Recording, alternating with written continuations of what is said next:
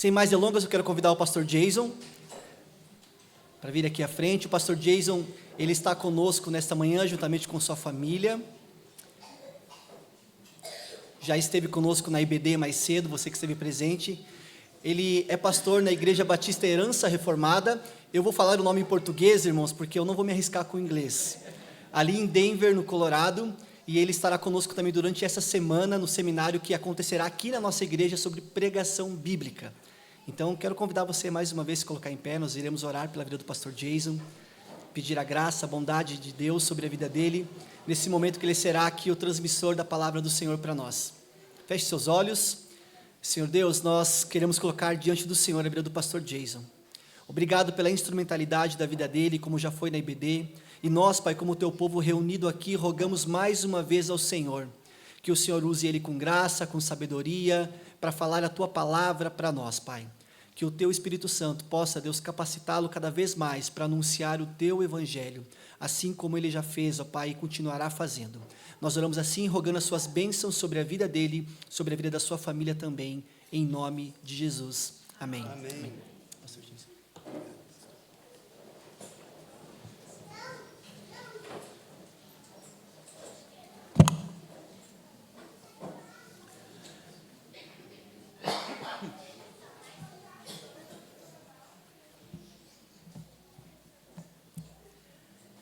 Bom dia, irmãos. Eu já estou com o coração muito cheio de alegria e percebo com as conversas com cada um de vocês até agora que estamos na casa de Deus juntos aqui, amém? Amém. Tem sido muito bom para mim estar conhecendo vocês e ouvindo a história da fidelidade de Deus. E então, eu vou estar voltando para a nossa igreja e dando um relatório muito bom sobre a graça de Deus nas almas das pessoas queridas aqui nessa igreja, o poder de Deus que está ativo, e Deus está fazendo tudo isso aqui nesse meio, no meio de vocês, para a glória dEle e para que mais almas vão poder apreciar a grandeza e a beleza do nosso Redentor Jesus Cristo, amém? Amém. Estou aqui na autoridade que Cristo tem colocado através de sua igreja. Então, não estou aqui por nada de mim, estou aqui para ser uma voz, uma pessoa que vai declarar e proclamar as grandes verdades do Evangelho de Cristo através da palavra de Deus. Com a permissão do Senhor, ele disse que vocês gostam de esticar as pernas um pouco. Então, vamos nos levantar mais uma vez para ouvir a palavra de Deus e vamos abrir juntos aqui no livro de Jó. O livro de Jó está mais ou menos no meio da Bíblia. Na parte da Bíblia é organizado como poesia, perto dos Salmos.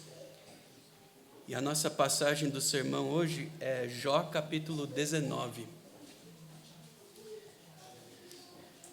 Por favor, vamos manter a palavra de Deus abertas enquanto a gente vamos caminhando pelo sermão juntos, e assim nós podemos ver com nossos próprios olhos a palavra de Deus, e o meu trabalho fica mais fácil, é só dar o sentido do que a palavra de Deus já falou com muita clareza. Eu também tenho que pedir desculpa mais uma vez pelo meu português. Se você está um pouco confuso com esse sotaque, não dá para assim, achar exatamente o que é o sotaque de um americano que cresceu em Mato Grosso, jogando bola na rua todo dia, então tem sotaque de rua e de caipira, então é isso que eu sou. E também estou sem prática, tá? É bem enferrujado, faz 15 anos que eu não tenho oportunidade de praticar, e eu acho que o sermão a forma mais difícil e que dá mais vergonha de ter que usar uma língua que está muito enferrujada. Então, peço desculpa, mas eu confio no poder de Deus. Através das minhas palavras erradas e quebradas, que o sentido de Cristo seja proclamado. Então, a nossa passagem é no livro de Jó.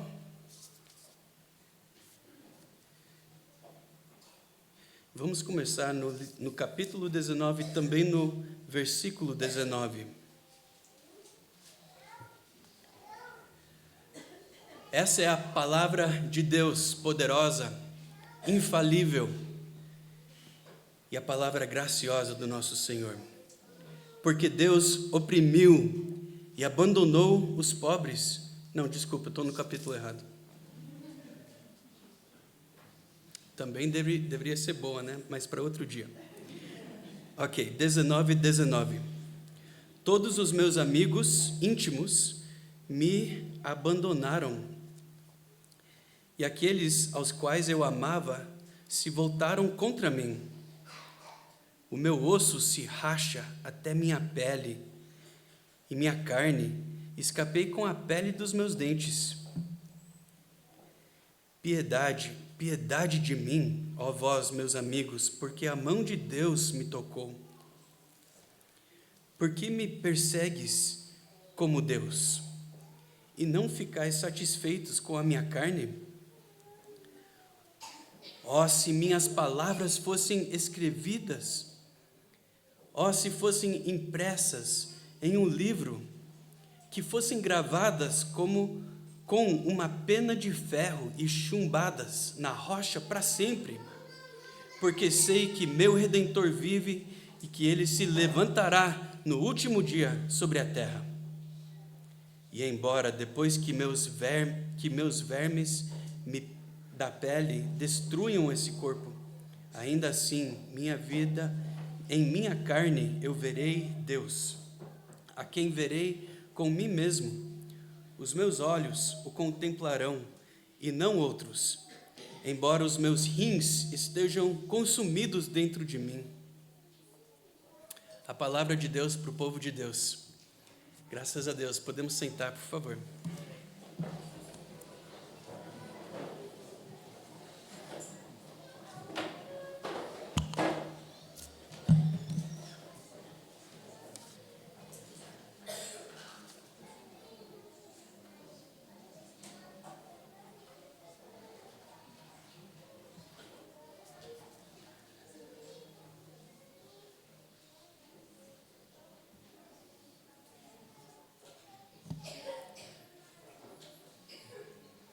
Através dessa passagem, temos 5 perguntas que essa passagem pede sobre nós.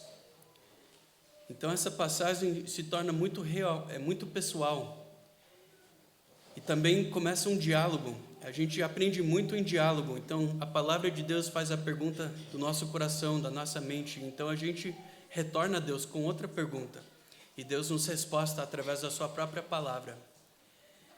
Então, com essa passagem difícil de um livro poético, difícil de pegar o sentido, com a ajuda do Espírito Santo, vamos entender o propósito de toda a Escritura, que é Cristo. Vamos tentar interpretar essa passagem difícil usando a analogia da Escritura, o que a Escritura diz aqui e também em todas as outras partes da Bíblia.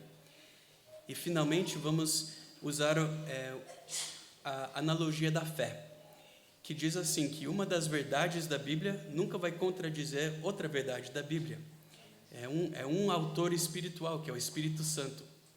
E essa é a palavra de Deus, através do Espírito Santo. Então vamos lá, com as perguntas. Primeira pergunta é essa: você sabe como é gemer sem esperança? Porque aqui temos um homem que está sofrendo muito, e no começo ele está sem esperança. E esse é o tema dessa passagem. No meio do sofrimento, no meio do gemer, podemos dizer assim, continuando com o tema do pastor Luiz, de Romanos 8, que foi um privilégio, uma alegria para mim escutar o sermão do pastor. Vamos continuar com esse mesmo tema, gemer e esperança, o relacionamento entre gemido e esperança. Porque eu quero passar para vocês a única esperança, para a alma tua e para a minha, que geme. Enquanto estamos nesse corpo e nessa vida, é natural gemer. O que significa essa palavra gemer? Mais uma vez, é um som profundo, lamentoso, proferido em dor, tristeza e angústia. É uma palavra que a Bíblia usa muito, então nós temos que adaptar o nosso vocabulário à palavra de Deus. Em 2 Coríntios 5:2 diz que gememos nesta tenda desta vida, desejando ardentemente ser revestidos da nossa habitação, que é do céu. Nós sabemos disso, não sabemos? Nós temos doenças, temos sofrimentos, temos relacionamentos que estão muito fragilizados. E eu quero pedir para você hoje, quando foi que você gemeu na alma mais recentemente? Eu tenho pedido em oração por vocês, por esta igreja, por este momento junto com vocês, através das semanas, preparando-os para fazer esta viagem como família.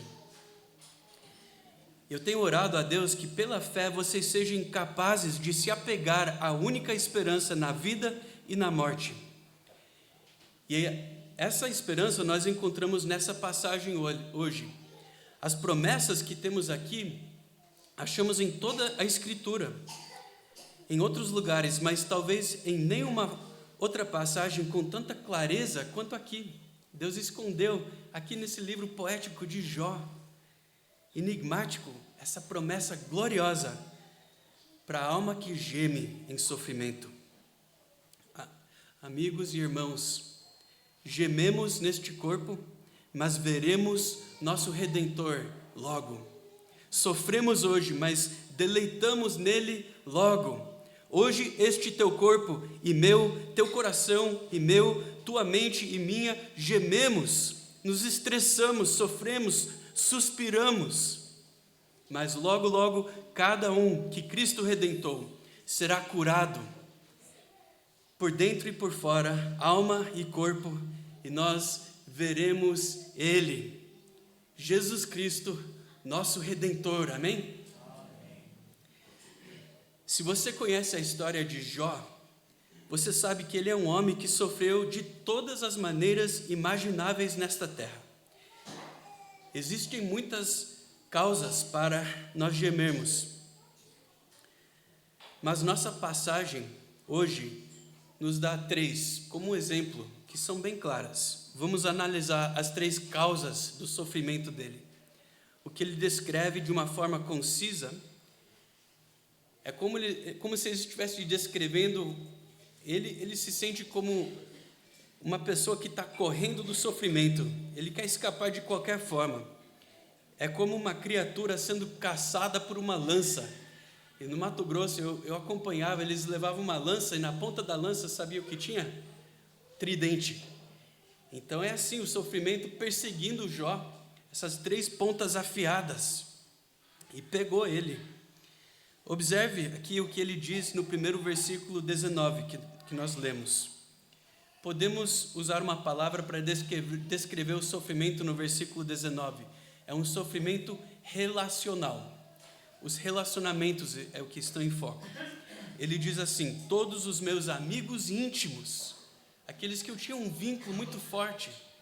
O que aconteceu no versículo 19 na tua Bíblia? Aqueles amigos me abandonaram, e aqueles que eu amava voltaram-se contra mim. Ele diz que eles me abandonaram. Significa que os amigos agora consideram esse homem, o Jó, horroroso. Ele é detestável para eles. Ele foi rejeitado. Aqueles que antes eram próximos dele, agora fazem-lhe sentir detestado e desprezado. Conversando com alguns de vocês hoje, eu descobri que nós conhecemos esse tipo de sofrimento relacional.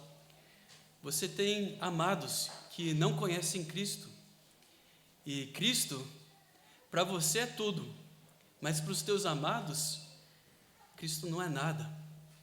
A única esperança que eles têm é pelas próprias obras boas, para salvarem a si mesmo. E Cristo te libertou dessa mentira, não é?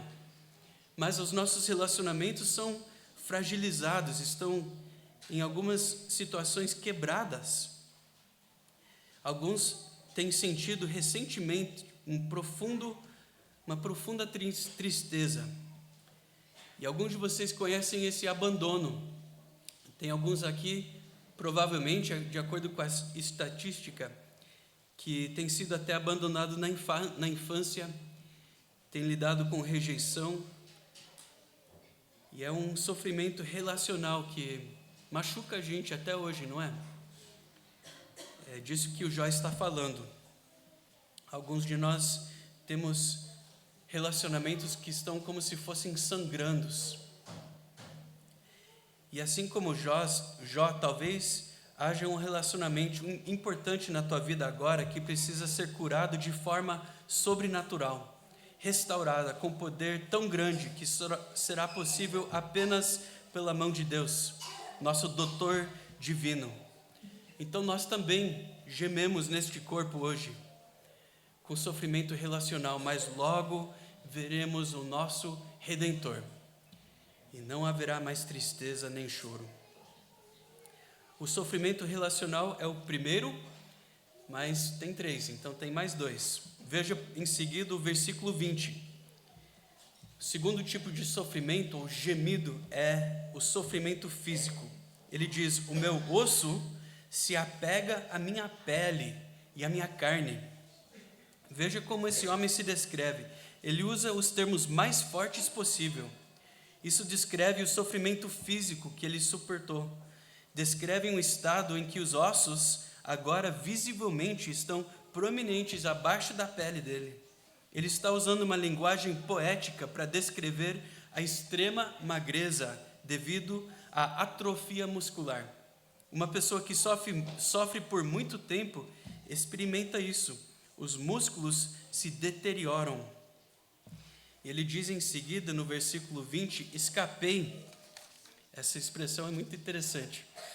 Referindo-se à morte, ele diz, escapei com a pele dos meus dentes. Aqui o autor usa uma palavra na linguagem original que significa literalmente, escapei com o crânio em que os dentes estão fixados. Alguns interpretam essa frase como, eu sou apenas aquele osso do crânio. Entende o que o Jó está descrevendo aqui, de forma poética? Escapei da morte, mas foi só por pouquíssimo. Ainda estou vivo, mas sou como um esqueleto falante. Sofri tanto, tornei-me horrível. Sou a própria imagem da morte. Assim Jó descreve o seu tormento e o sofrimento físico. Alguns de nós também conhecemos o sofrimento físico muito bem. Eu tenho mais de um familiar que sofre todo dia uma dor crônica, não tem como escapar. Alguns de nós não dormimos bem, faz muito tempo, estamos muito cansados. E eu já estou para lá de 40, então eu já estou sentindo aqueles ligamentos, os meus músculos, a pele, até mesmo o cabelo deteriorando lentamente. Quer dizer que estou morrendo lentamente nesse corpo físico. E alguns de vocês talvez tenham que tomar analgésicos e sentem dores constantes no corpo. Isso é a morte que está tocando em você e eu, enquanto nós ainda estamos vivos. A alma ainda está dentro desse corpo. Então é natural para nós, como pessoas completas, almas e corpo, lamentar essas perdas físicas que sofremos nessa vida. Nós também gememos como Jó, mas a palavra de Deus diz que tem esperança para sofredores como eu e você. Gememos neste corpo hoje, mas logo estaremos em paz completa com o nosso Redentor. Amém? Bem, o terceiro tipo de sofrimento está no próximo versículo. Por favor, olhe comigo o versículo 21. Ele está implorando agora aos seus amigos que estavam aconselhando. Ele diz assim no versículo 21. Tende piedade de mim, ó vós, meus amigos. Mas ele nem está concentrando nos amigos. Veja o que ele diz em seguida, em versículo 21, ele está pensando além dos amigos. Tem piedade porque Deus foi que me tocou assim, com a mão dele. Foi a mão de Deus que me tocou. No versículo 22 ele diz: por que me persegues como Deus? Ele está pensando em Deus que está perseguindo. E não fartais da minha carne. Veja, o Jó tem uma visão elevada de Deus, mesmo se sentindo perseguido por Deus. Essas três formas de perseguição: relacional, física. Então, o que podemos chamar essa terceira forma de sofrimento? É um sofrimento espiritual, da mão de Deus. Mas ele pensa corretamente sobre Deus, mesmo no sofrimento. Ele sabe que Deus é soberano. Ele tem uma visão elevada da providência de Deus. Deus é quem permite que essas coisas aconteçam a Jó. E essa é a visão correta de Deus. Eu espero que nós podemos aprender essa visão correta também, que Deus é todo-poderoso. Como se diz a nossa confissão de fé, nada acontece senão por meio de Deus e dentro dos parâmetros de sua vontade, até mesmo o sofrimento que experimentamos. E nesse caso, sofrimento relacional, físico e espiritual. E assim como Jó, no versículo 21, você e eu também sabemos que tudo que nós sofremos é porque Deus permitiu. Está acontecendo dentro dos parâmetros que Deus pôs.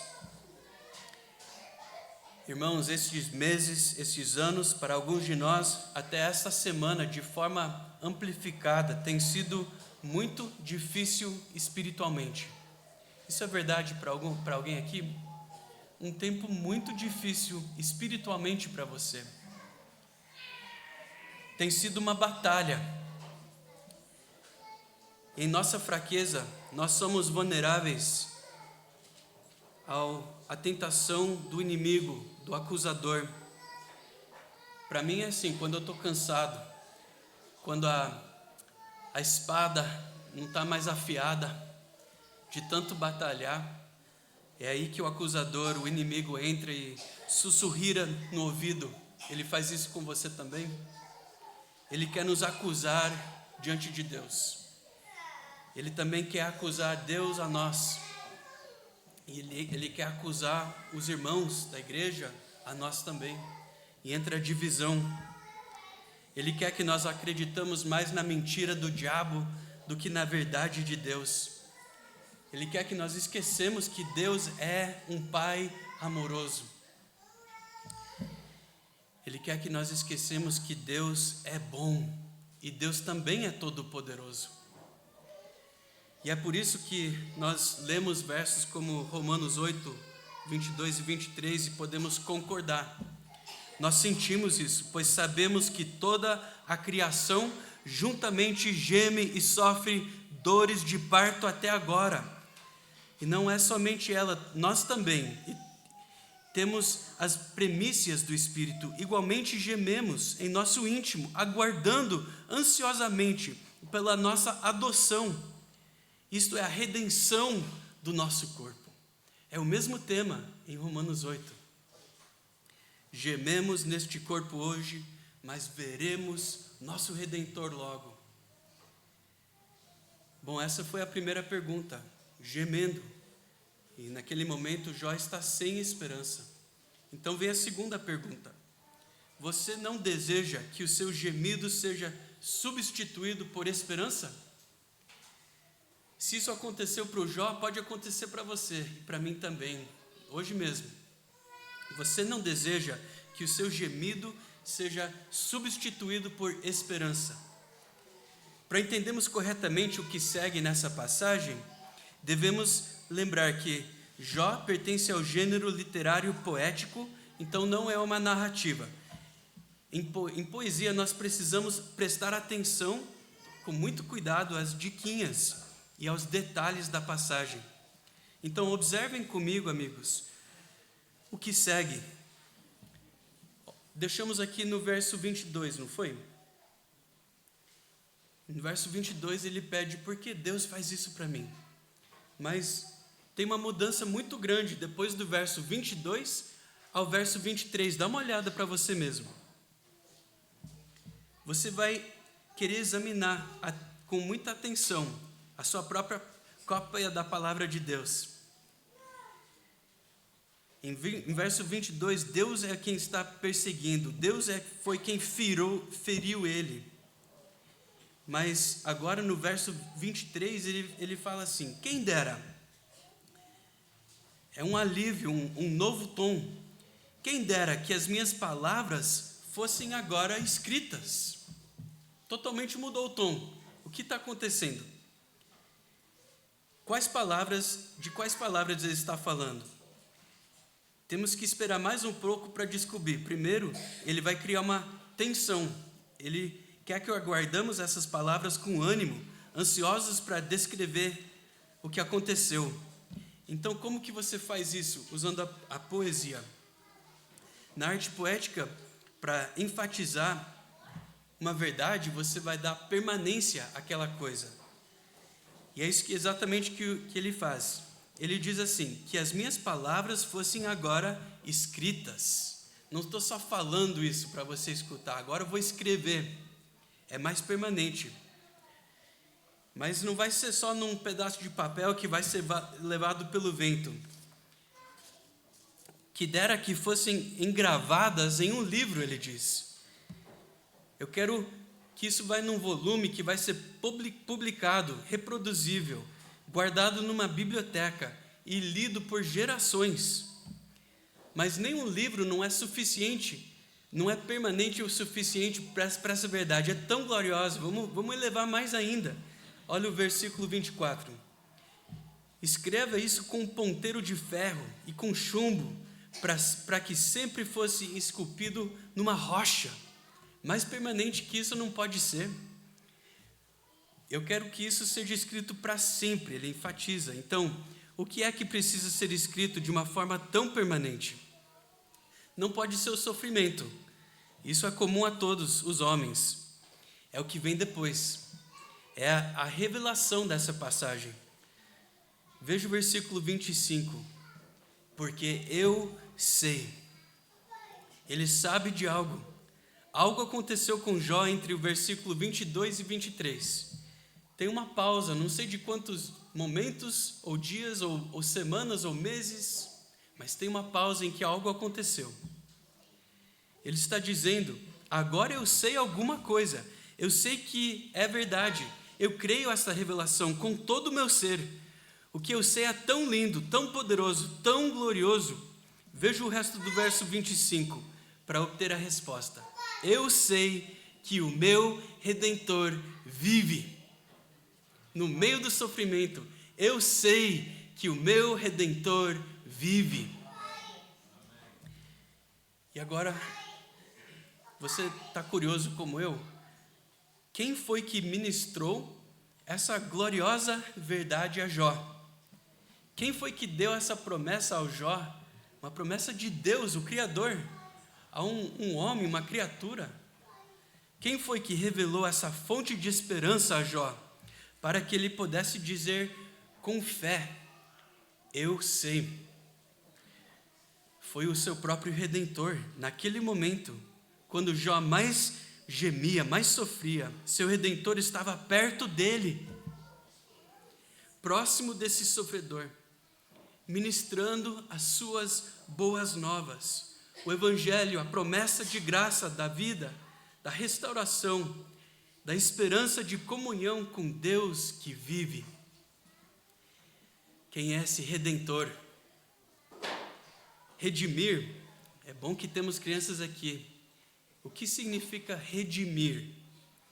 É comprar uma coisa de volta, é resgatar alguma coisa, libertar, salvar o que estava no cativeiro, na servidão. Veja, isso que descreve Jó. Ele estava na pobreza, mas o Redentor suprirá todas as necessidades para a vida e para a piedade dele. Ele estava escravizado no sofrimento, mas o Redentor o libertou da aflição. Ele estava escravo na miséria, no cativo da depressão, mas o Redentor é quem vem e lhe dá esperança e fé na promessa de Deus. Deus é o Redentor. Quem é esse Redentor? Eu preciso conhecer esse Redentor de Jó. E você precisa saber e conhecer para você mesmo este Redentor de Jó. Nós gememos neste corpo, mas veremos este Redentor logo em breve. A Bíblia nos diz que o Redentor é o próprio Deus. No Salmo 78, 35, Deus é descrito como o Altíssimo. Ele é o Deus de Israel, Ele é o Redentor. O Redentor é Deus. Isaías 43, 14 também diz: o Senhor, teu Redentor, o Santo. Isaías 44, 6 diz: assim diz o Senhor, o Rei de Israel, seu Redentor, o Senhor dos exércitos. Eu sou o primeiro e eu sou o último, além de mim não há Deus. Então o Redentor é o Deus de toda a Bíblia.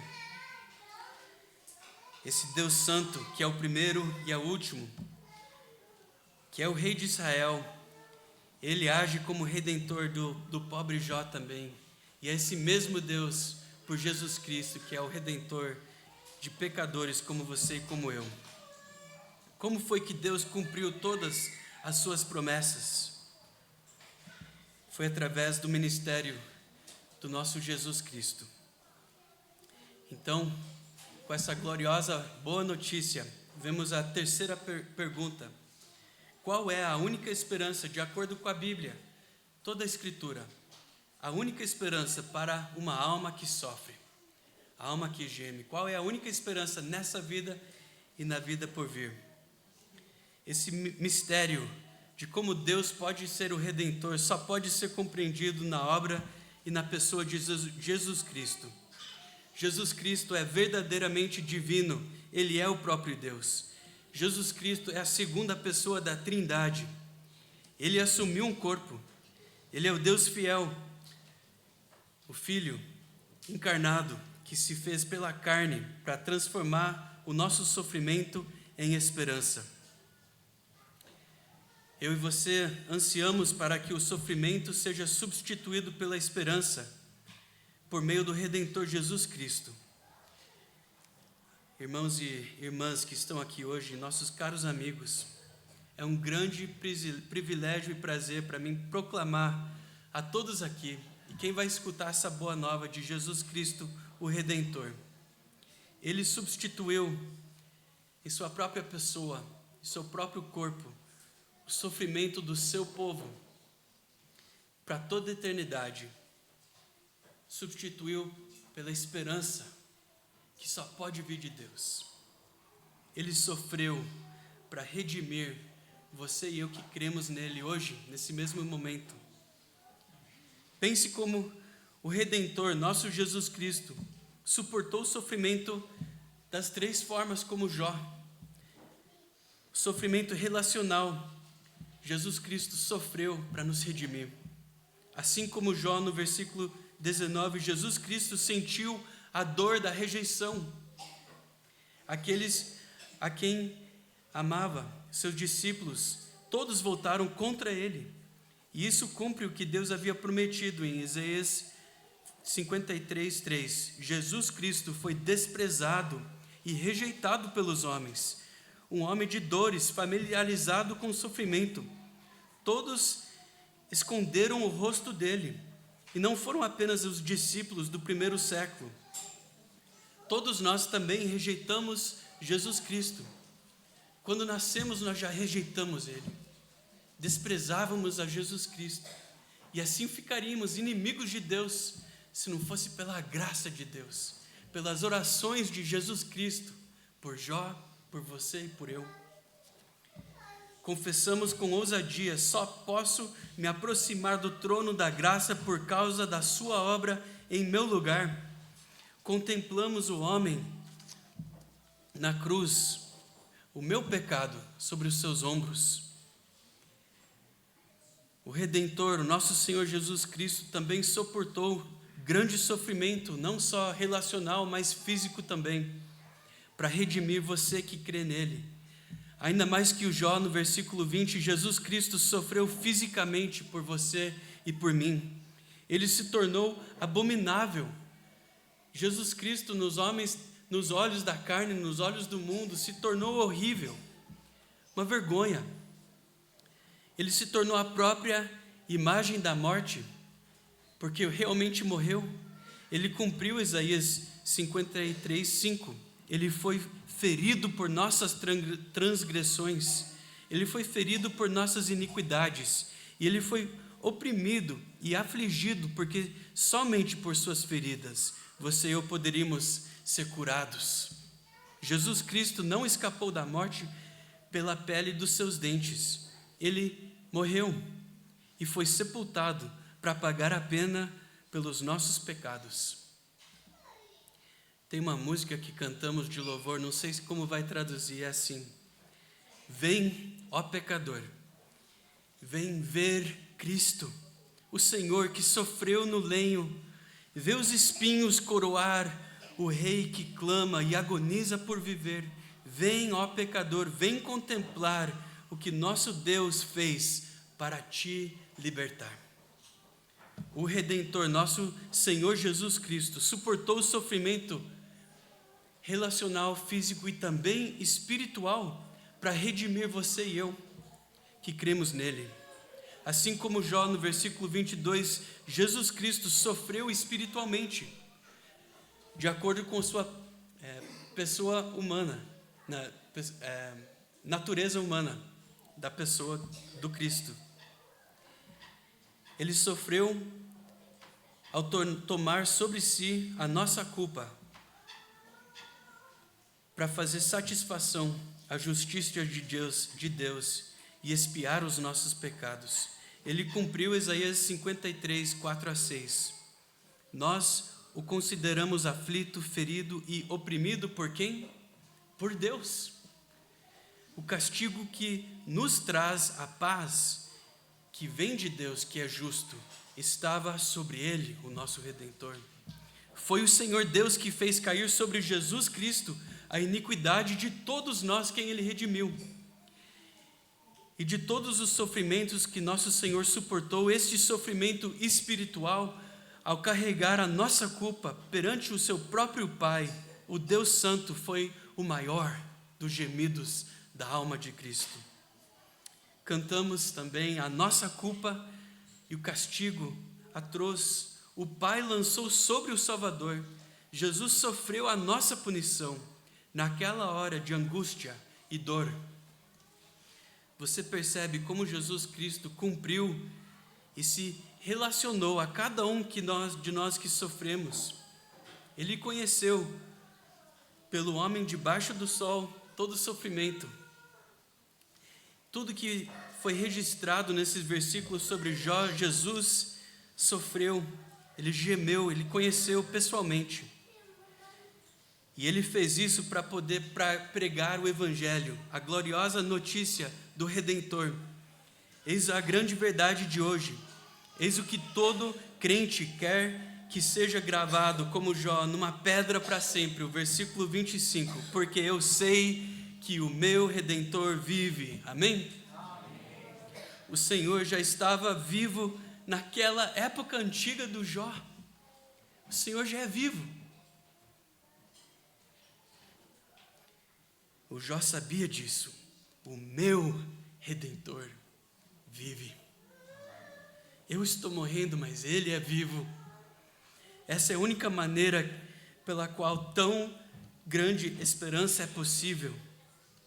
Queridos de Cristo, por causa da obra consumada de Cristo, por você e por mim, as boas novas dessa mesma antiga passagem estão apenas começando. Tem mais ainda. A quarta pergunta: qual é a sua esperança ao fim desta vida? Jesus Cristo é a única esperança para você e para mim, na vida agora, é Jesus Cristo. Mas qual é a sua esperança também na vida por vir? Jesus Cristo cumpriu tudo que Deus disse que cumpriria. Ele viveu, morreu, foi sepultado e agora vive. E está sentado à direita de Deus Pai Todo-Poderoso. Hoje podemos saber que o nosso Redentor vive pela fé. pela palavra de Deus que acreditamos e recebemos pela fé. Mas um dia tem notícia melhor ainda. Veja o versículo 25. Nós podemos saber o que o Jó também soube. Ele diz no verso 25: meu Redentor vive e, por fim, se levantará sobre toda a terra, as novas terras e o novo céu. Nosso Senhor Jesus Cristo, Deus Filho, em seu corpo glorificado, vive e voltará. Amém? O versículo 26 diz, isso é verdade de Cristo. E agora para o Jó e para eu e você, veja o verso 26. Depois de consumida a minha pele. Ah, que linda a linguagem poética que continua. Esses dois pensamentos respondem à nossa pergunta hoje. A esperança do cristão está no fim desta vida. Mais esperança ainda. Temos esperança nesta vida de que Cristo voltará. E sabemos que há boas novas para nós depois que a minha pele for destruída, continua. Esse é o momento da sua morte nesta vida.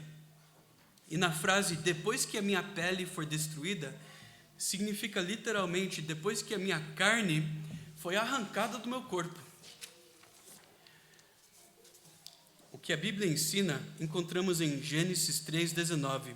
Quando morremos, retornamos à terra, pois da terra foste tomado, porque és pó, e ao pó tornarás.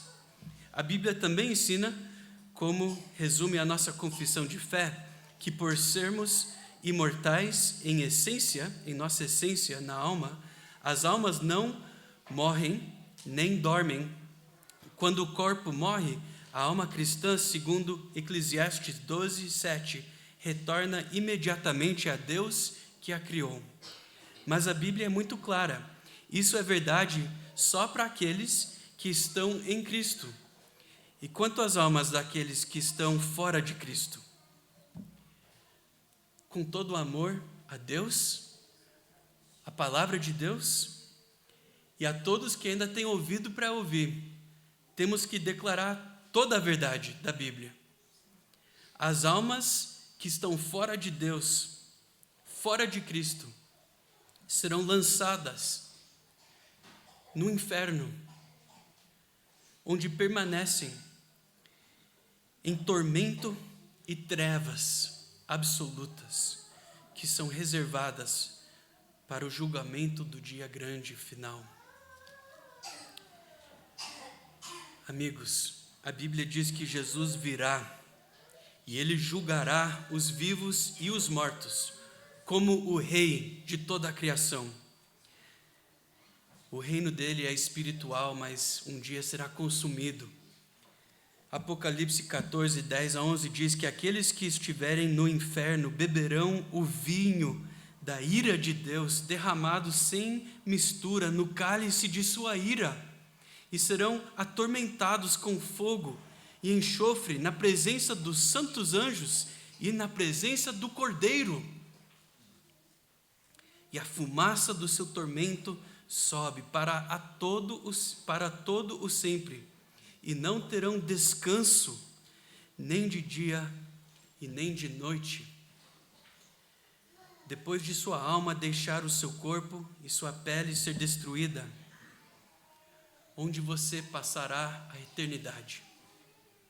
Onde vai ser? No céu ou no inferno? Além desses dois lugares, as Escrituras não reconhecem nenhuma outra opção. Há apenas duas respostas possíveis para esse evangelho que ouvimos sobre Cristo. Hoje, com essa notícia, que é notícia boa, pega atenção, mas toda a eternidade depende de sua resposta. Você dirá hoje, Cristo não é Redentor. Ou você dirá, Jesus Cristo, meu Redentor e meu Rei. Em Lucas 23, vocês conhecem, temos uma cena descrevendo a história, o que aconteceu realmente, em que Cristo realizou na humanidade. vemos o Senhor Jesus Cristo pagando na cruz pelo pecado do seu povo. E ao cada lado de Cristo tem um criminoso. Na providência de Deus, as respostas de cada criminoso são o chamado para todos que ouvirem as boas novas da obra de Jesus hoje. O primeiro criminoso zombou a Jesus e disse: você não é o Cristo? Salve a si mesmo e nós. E em sua zombaria o que ele estava realmente dizendo era: você não é o Salvador, senão você mesmo desceria dessa cruz e desceria eu também, me salvaria no corpo. Então essa é uma das opções para você, a resposta, que Jesus não é o Redentor. Mas há boas notícias para criminosos como você e como eu também, que merecemos a morte. E essa é a resposta do segundo homem. Ele diz na Escritura que se voltou para Jesus. E hoje você precisa se voltar para Jesus também. E ele olhou para Cristo. Parou de olhar para o seu próprio corpo, o seu próprio sofrimento, olhou para Cristo,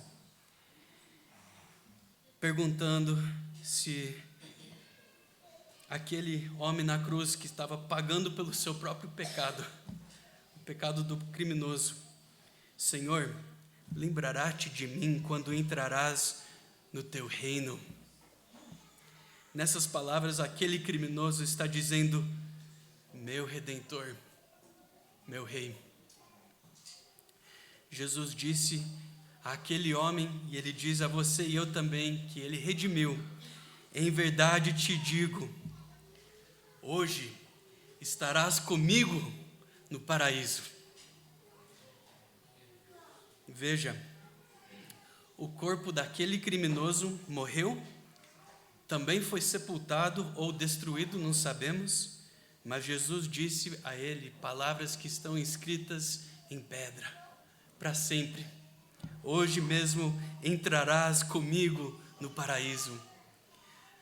A tua alma, pecador, que confiou em Cristo, está unida a teu Redentor. E esse estado, quando a alma está com Cristo no paraíso, mas o corpo está encerrado, chamamos o estado intermediário. O corpo não ressuscitou, mas a alma está com Deus. A tua alma está com Jesus Cristo, e se ele for o teu Salvador e teu Rei hoje, a tua alma já está com Ele. Não importa quando você vai morrer. Precisamos refletir mais sobre essa verdade, não é?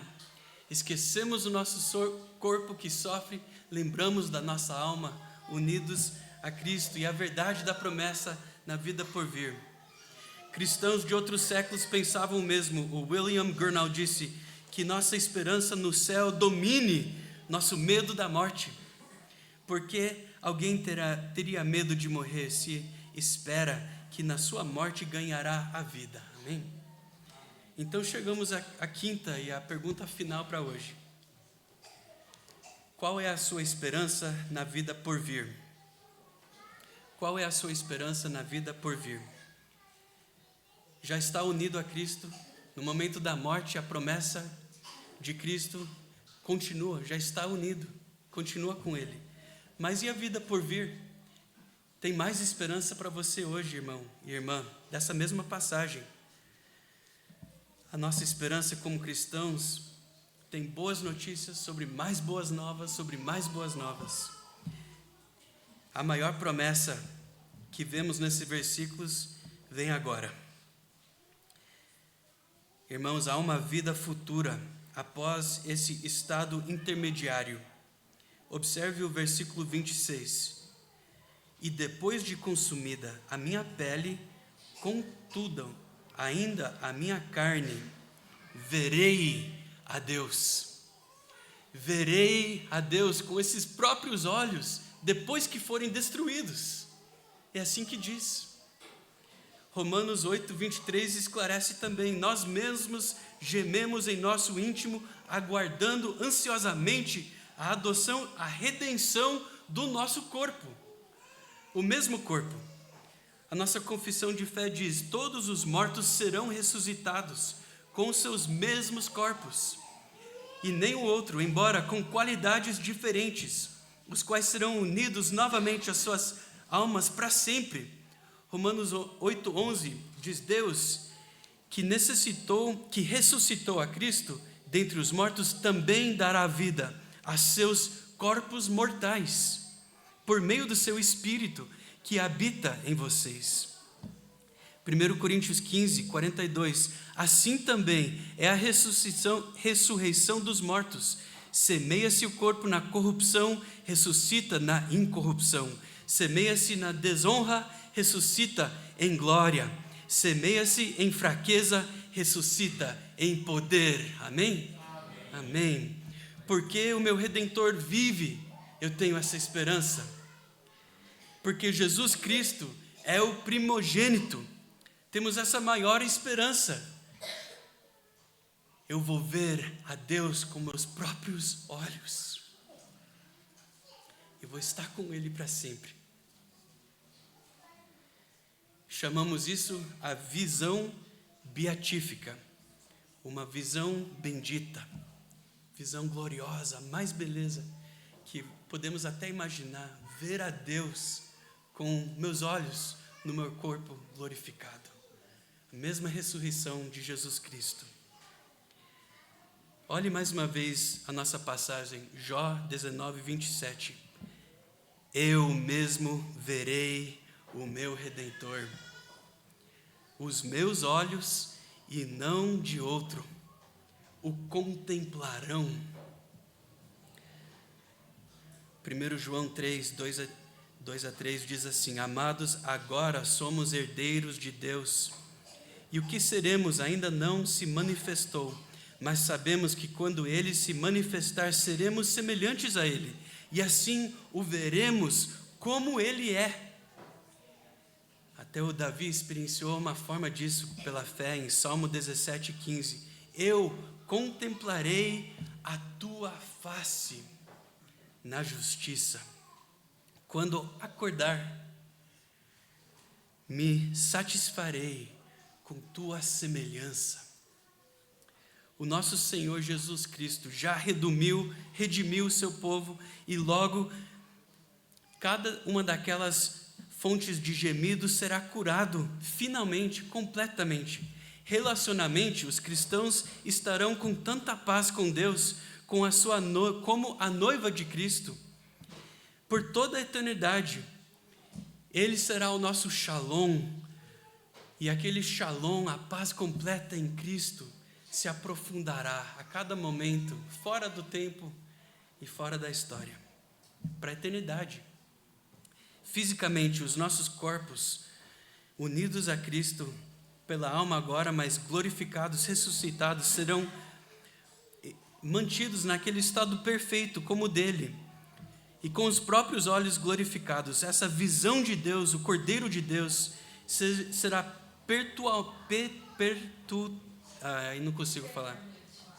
perpetuamente maximizada.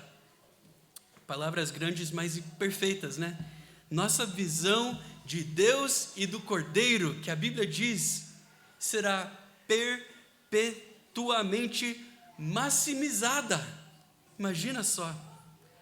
Ao longo de toda a eternidade, espiritualmente, nossa união com Deus será imediatamente desimpedida de qualquer corrupção restante, e ainda com mais por vir, por toda a eternidade, nossas almas experimentarão continuamente uma integridade maior em Jesus Cristo e um deleite maior em nossa comunhão com o Espírito Santo.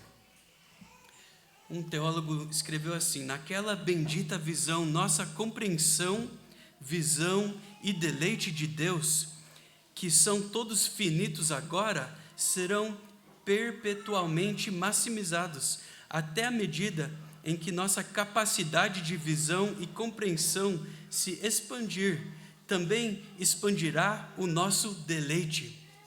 A capacidade de apreciar Deus vai expandir, e também o nosso deleite de Deus vai continuar expandindo com nossa capacidade. cada nível de usufruto de Deus será superado pelo próximo, para todo sempre.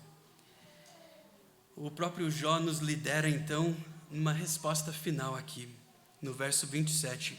Ó, como os meus rins, o meu ser por dentro, meu coração, anseia dentro de mim. Você anseia como Jó também, né? Você sabe disso. 2 Coríntios 5:2 diz: de fato gememos neste tabernáculo, desejando ser revestidos da nossa habitação celestial. Mas agora ansiamos e gememos, não pelo sofrimento, mas pelo ânimo, pelo ansio de estar com Deus, com Cristo. Em minha carne eu verei a Deus, a quem eu mesmo verei, com meus próprios olhos eu contemplarei a Deus. E você não vai estar sozinho lá. Olha o povo de Deus aqui ao seu redor. Imagina o povo de Deus também, nossa igrejinha lá em Colorado. Apocalipse 6 nos leva a imaginar e confiar com fé o povo de Deus de todo o tempo, de todo mundo. Perto do trono do céu eu vi um cordeiro em pé, como se tivesse sido morto, e ouvi a toda a criatura que está no céu e na terra e debaixo da terra e até no mar, e tudo que neles há, dizer ao que está sentado sobre o trono, ao Cordeiro seja o louvor e a honra e a glória e o poder para todo o sempre. Veremos lá pessoas salvas, redimidas por Cristo, como Jó, como você, como eu, do Império Romano Antigo, do México, da Coreia do Sul, chavantes, guaranis, nordestinos, paulistas, gaúchos, e até neste ano de Copa Mundial, pela graça soberana, até argentinos. Todos que Cristo redimiu. Amigos, não fique de fora. Corram para Jesus Cristo, o Redentor que é vivo. Corram para Ele. Oramos que as tuas almas gemem hoje, porque Deus despertou a sua fé em Cristo. Deixa a tua alma desejar ardentemente hoje, agora mesmo, neste momento, ver o teu Redentor com teus próprios olhos. Ser revestido com um novo corpo, perfeitamente adequado para os novos céus e a nova terra, de modo que com sua própria pessoa toda, você vai contemplar o teu Redentor. Jesus Cristo, o Cordeiro, ao lado de Deus. A nossa única e grande esperança nessa vida e na vida por vir. E assim, logo em breve, nas palavras de 1 Tessalonicenses 4,17, estaremos todos sempre com o nosso Senhor. Que a tua alma geme dentro de você com essa esperança em somente Cristo hoje. Vamos orar.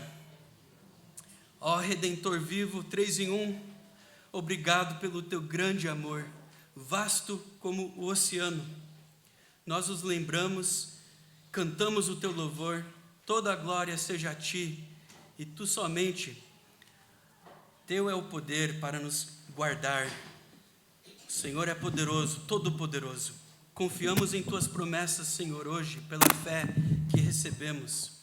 O Senhor promete que apresentará a tua igreja completa, sem pecado algum, diante da presença da tua glória, com grande alegria. A ti, Deus, nosso Salvador, único sábio, seja glória e majestade, domínio e poder, a glória, agora e para sempre. Amém.